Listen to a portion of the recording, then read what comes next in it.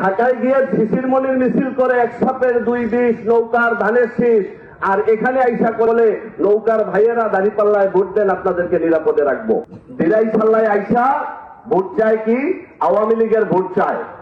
দিরাইশাল্লায় তো জামাত ছিল না, তারা এখন যে কলে কৌশলে আওয়ামী লীগকে হাতে নিয়েছে। কিন্তু আপনাদেরকে বলি, ঢাকায় আবার এই শিশির মনির মিছিল দেয়। আমি আওয়ামী লীগের ভাইয়েরা যদি কেউ শুনে থাকেন তাদের উদ্দেশ্যে বলি, ঢাকা এই দিরাইশাল্লায় এসে আওয়ামী লীগকে কনভিন্স করে ভোটের জন্য, আর ঢাকায় গিয়ে মিছিল দেয় কি জানেন আপনারা? এক সাপের দুই বিষ, নৌকার ধানের শীষ। ঢাকায় গিয়ে শিশির মনির মিছিল করে এক সাপের দুই বিষ, নৌকার ধানের শীষ, আর এখানে আইসা করলে নৌকার ভাইয়েরা দাঁড়িপাল্লায় ভোট দেন, আপনাদেরকে নিরাপদে রাখবো। এটা কি মুনাফিকি না? এটা কি প্রতারণা না? আমি আওয়ামী লীগের ভাইদের উদ্দেশ্যে বলবো, অতীতে কি হয়েছে না হয়েছে, আমরা বিএনপি একটি উদার গণতান্ত্রিক দল।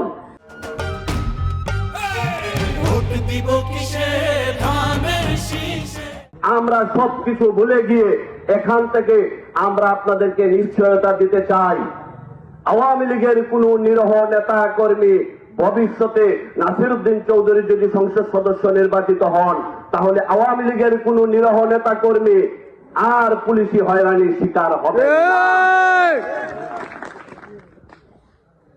যারা দোষ করেছেন তাদের প্রচলিত ফৌজদারি আইনে বিচার হবে, এতে আমাদের কিছু করার নাই। কিন্তু শুধুমাত্র আওয়ামী লীগকে সমর্থন করার জন্য, শুধুমাত্র আদর্শগতভাবে আওয়ামী লীগ করার কারণে দিরাইশাল্লায় একজন নেতা কর্মীও আর হয়রানির শিকার হবেন না।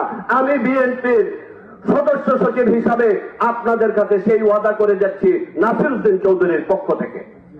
আপনারা এই ঘাগটিয়া সুকুন্নুরপুর গ্রামের সব আওয়ামী লীগ নেতা কর্মীদেরকে এই আশ্বস্তটুকু করবেন, দিরাইশাল্লায় আর কোন মিথ্যা মামলা হবে না, দিরাইশাল্লায় আর কোন রাজনৈতিক হয়রানি হবে না। আমরা দিরাইশাল্লার মানুষ। আমি আরেকটি জনসভায় বলেছিলাম যে অনেকেই বলেন সুরঞ্জিত সেনগুপ্ত এবং নাসিরউদ্দিন চৌধুরী দিরাইশাল্লার কোন উন্নয়ন করতে পারেন নাই, কিন্তু আমি একটা কথা বলি, এই দুইজন এমন একটি উন্নয়ন আমাদের দিরাইশাল্লায় করে গেছেন যেটা বাংলাদেশের আর কোন জায়গায় নাই। সেটা হলো রাজনৈতিক সহ অবস্থান, সেটা হলো ভ্রাতৃত্ববোধ, সেটা হলো হিন্দু মুসলিমের একসঙ্গে বসবাস।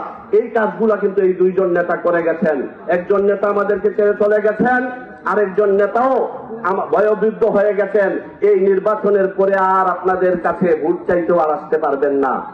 তাই আপনাদের কাছে বিনীত অনুরোধ করি, এই দিরাইশাল্লাহ যে ঐতিহ্য ছিল, অসাম্প্রদায়িক দিরাইশাল্লাহ ছিল, হিন্দু মুসলিম মিলে যে দিরাইশাল্লায় আমরা বসবাস করে আসছি, সেই দিরাইশাল্লাহ যদি অক্ষুণ্ণ রাখতে চান, আর সাম্প্রদায়িক গোষ্ঠী যাতে দিরাইশাল্লায় বীজ বপন করতে না পারে, সেজন্য আপনারা 12ই ফেব্রুয়ারি ধানের শীষ প্রতীকে জননেতা নাসিরউদ্দিন চৌধুরীকে ভোট দিয়ে তারেক রহমানের হাতকে শক্তিশালী করবেন, বিএনপিকে ক্ষমতায় আনবেন।